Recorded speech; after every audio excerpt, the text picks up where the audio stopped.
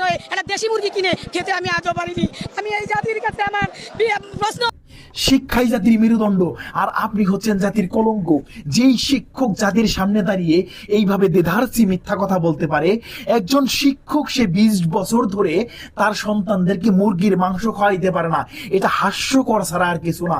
বাংলাদেশে যদি সবচেয়ে কম বেতন থাকে সেটা হচ্ছে মসজিদ এবং কি মাদ্রাসার শিক্ষক এবং কি ইমামদের বেতন 6 থেকে 5,000 টাকা এখন পর্যন্ত ইমামের বেতন হয়।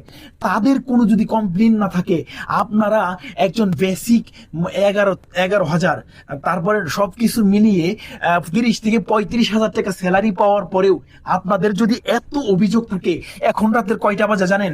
এখন রাতের 4টা বাজে। 18 ঘন্টা ডিউটি শেষ করে এখন আপনার সামনে দাঁড়ায় কথা বলতেছি, আপনাকে নিয়ে কথা বলতেছি।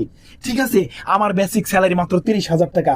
আপনারা 365 দিনের মধ্যে মাত্র ডিউটি পালন করেন মাত্র 150 দিন, আর বাকি দিন মাত্র বিভিন্ন আপনার পার্সোনাল কাজ নিয়ে ব্যস্ত থাকেন। আপনারা যদি এই এই এই ধরনের মানে অভিযোগ তুলেন, এতদিন আপনারা কোথায় ছিলেন? এতদিন আপনারা কোথায় ছিলেন সেইটা জাতি জানতে চায়।